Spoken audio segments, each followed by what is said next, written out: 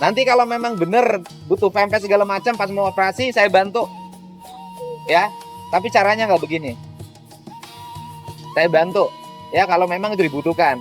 Tapi kalau ini menjadi dasar cari sumbangan kemana-mana nggak boleh.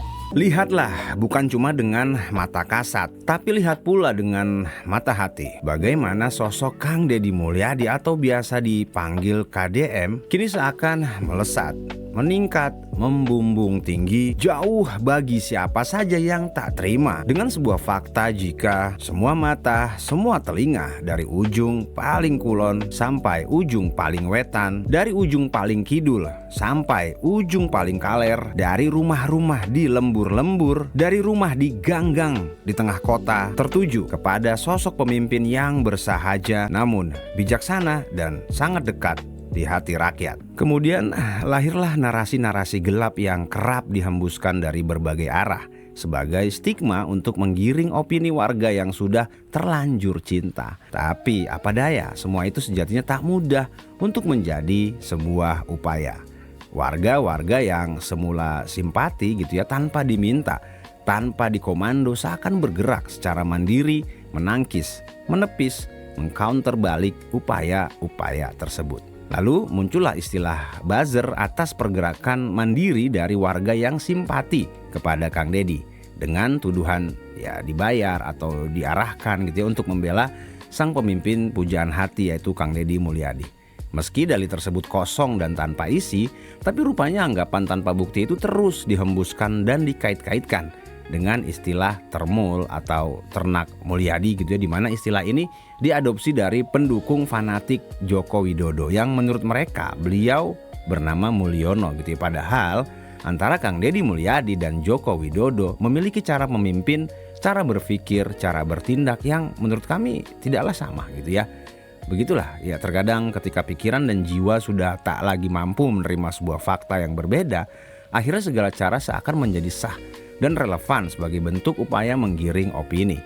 Padahal dari sekian banyak opini yang mendukung Kang Deddy, sejatinya sudah duduk tenang dalam sebuah posisi yang tak lagi memungkinkan untuk digiring. Kami sendiri pun heran gitu ya, ini seperti sebuah panggilan jiwa gitu yang terketuk dengan sendirinya tanpa ada aba-aba gitu lur. Dan jika kami ditanya kenapa kami sedemikian militan untuk terus mensupport habis-habisan KDM, ya jawabannya sederhana. Pemimpin yang baik dan bijak itu memang harus didukung ya, benar gak lur?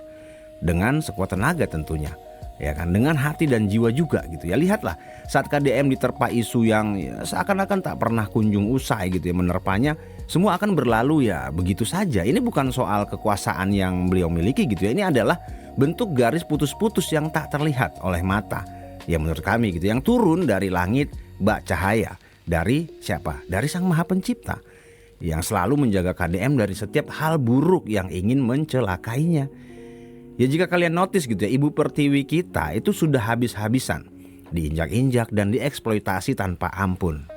Bener kan? Nah, sebutan Bapak Aing gitu atau Bapak saya atau Bapak gua, ya itu bisa jadi merupakan sosok seorang bapak, seorang ayah gitu, seorang laki-laki yang akan melindungi Ibu Pertiwi.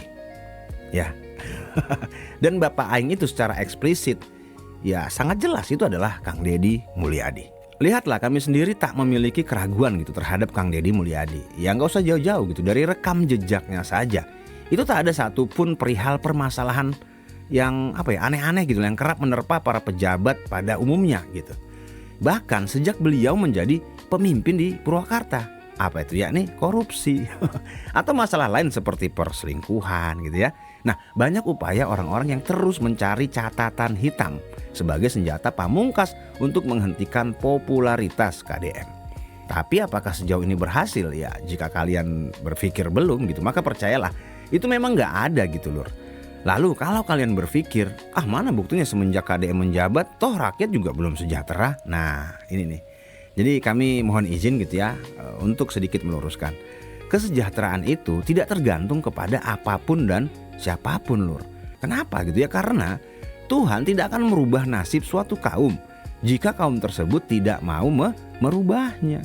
Artinya adalah untuk kesejahteraan yang paling bertanggung jawab merubahnya itu ya diri kita sendiri. Betul, memang Tuhan memiliki kuasa gitu atas segala sesuatu.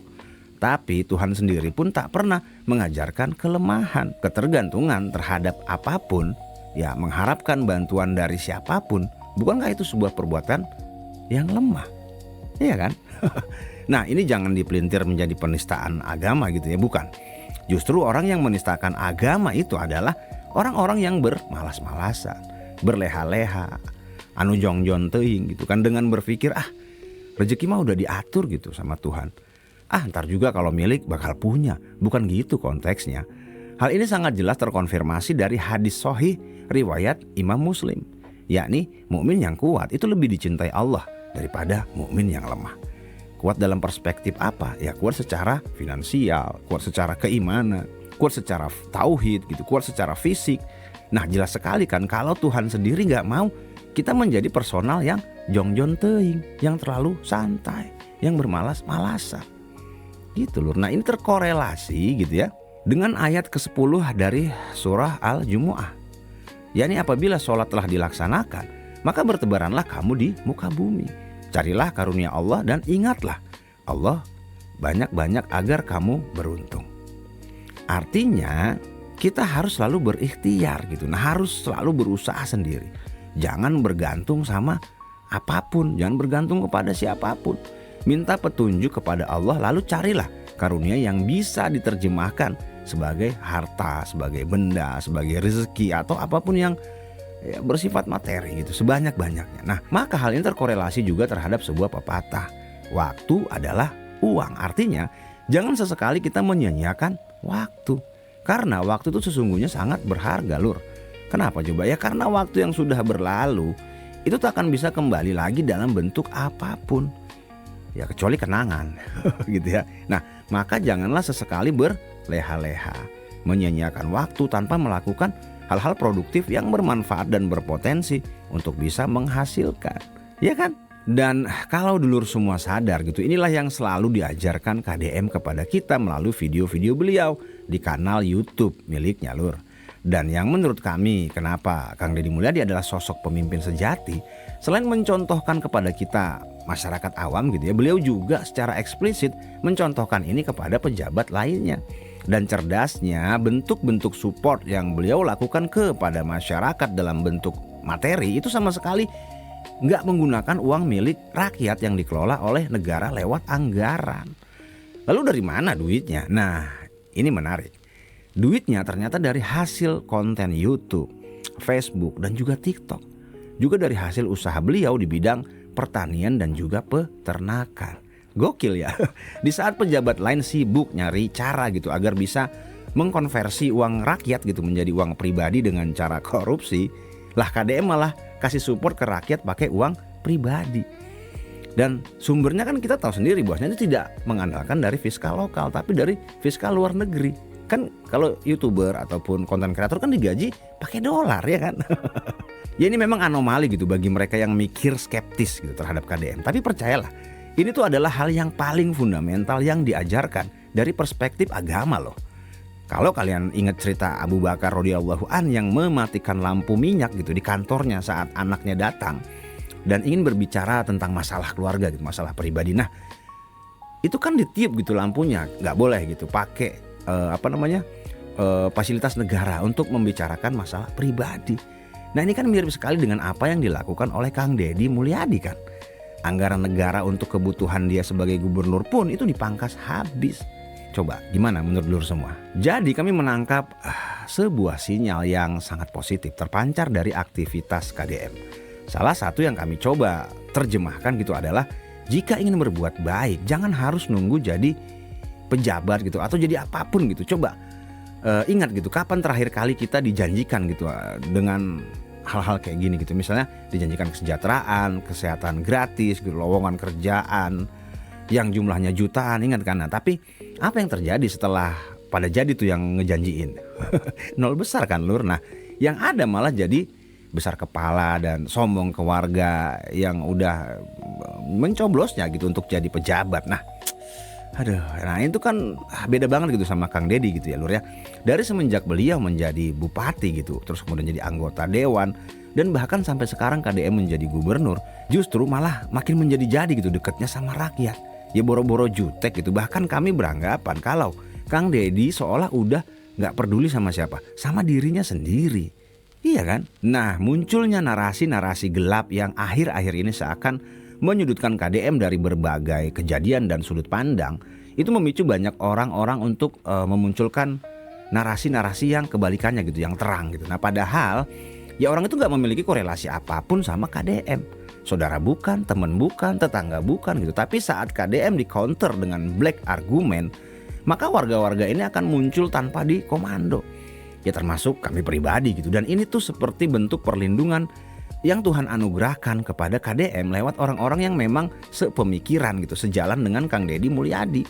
Dan memang semua itu mengalir gitu aja lur gitu. Bahkan hal rumit yang sejatinya sulit dianalisa dari narasi gelap itu pun seakan mudah sekali dipatahkan dengan fakta data yang relevan dan bisa diakses oleh siapapun. Dan coba deh perhatikan gitu, meski dukungan dan simpati sudah sangat kuat kepada Kang Deddy, hal itu tidak lantas membuat KDM jumawa. Ya nggak lur? Beliau tetap menjadi ya seorang Kang Deddy Mulyadi yang sangat kita cintai, yang sangat dekat gitu dengan rakyat. Dan narasi terakhir yang sering kami dengar gitu dalam memojokkan elektabilitas KDM adalah KDM juga manusia, jangan terlalu berlebihan dalam memuja KDM. Seakan menjadikan beliau berhala hidup yang patut untuk disembah. Ayolah, kenapa sih selalu gagal dalam memahami konteks gitu kan? Nah, tolong dibedakan gitu antara mendukung dan memuja. Lagian istilah berhala itu ya nggak pantas lah gitu. Orang kita sekarang hidup bukan di zaman jahiliyah toh. Aduh ya wae jelema teh. Nah, komo waktu dulu KDM sempet di framing nyembah kereta kencana ya kan, ingat nggak? Nyembah Nyi Roro Kidul. Nah, ini kan sangat out of context gitu. Bahkan yang ngomongnya rata-rata orang yang katanya gitu dalam tanda kutip ngerti gitu soal agama. Nah, inilah gambaran yang terjadi saat agama itu hanya di lisan, bukan di amalan dan di perbuatan ya kan. Nah, sementara KDM menurut kami fase keimanan beliau itu sudah masuk ke tahap amalan lur. Ilmu agama yang beliau pahami selalu diterapkan dalam bentuk amalan dalam perbuatan. Sekarang gini deh, kita belajar soal kebersihan gitu ya. Ya, kebersihan itu adalah sebagian dari iman ya, benar kan? Nah, belajar hadisnya, belajar ayatnya, belajar tafsirnya, bahkan sampai hafal luar kepala, tapi nggak diamalin. Nah, dulu ada yang pernah dengar nggak nih cerita yang konon gitu, konon katanya ya dulu gitu ya dulu. Nah, kalau belajar di pesantren itu pasti akan kena yang namanya penyakit kulit gitu, kayak kurap, kudis gitu ya, benar nggak? Nah, ini apa coba, kan ini mitosnya kan kayak gitu yang disebarkan. Nah, itu memang katanya itu adalah syarat kalau mau pinter belajar di pesantren ya memang harus kena penyakit kulit gitu coba. Aduh, ini ironi kan coba. Ini bener nggak coba? Punten ya kalau belum tepat infonya. Tapi kami dulu pernah ngedenger informasi kayak gini ya, jelas-jelas itu kan karena tidak menjaga kebersihan gitu. Bahkan demi menutupi itu dibuatlah sebuah mitos yang kayak gitu sehingga seolah-olah itu adalah sebuah hal yang wajar. Sudahlah gitu, jangan selalu menjadikan agama sebagai bentuk perlindungan dari sebuah kesalahan, bahkan kenistaan. Coba, berapa banyak kasus pelecehan gitu ya, perundungan yang terjadi di sebuah tempat yang seharusnya hal itu nggak boleh dan nggak akan pernah boleh untuk terjadi di tempat itu. Dan pada akhirnya kami yang selalu dianggap sebagai buzzer, sebagai termul atau apapun lah namanya gitu ya terhadap Kang Deddy Mulyadi ini akan selalu konsisten dalam mendukung KDM sebagai sosok pemimpin yang berbudi luhur. Ini bukan soal taklik buta. Ini adalah sebuah panggilan jiwa yang telah membangkitkan sebuah kesadaran yang relevan dalam setiap langkah kebijakan KDM yang baik dan juga benar. Mungkin jika suatu saat nanti KDM blunder, maka kamilah yang pertama yang akan ngelingan. Ya walaupun kami sangat yakin gitu ya, insya Allah KDM akan selalu amanah dan juga istiqomah sebagai pemimpin yang sangat dekat dengan rakyat, bahkan tanpa sekat. Bagi kami KDM adalah interpretasi dari hiji oge maung sejen, moal ngantep, bebaturana, lempang, nyalira. Sampai jumpa di video selanjutnya. Kami undur diri dulu. Assalamualaikum warahmatullahi wabarakatuh. Hatur nuhun.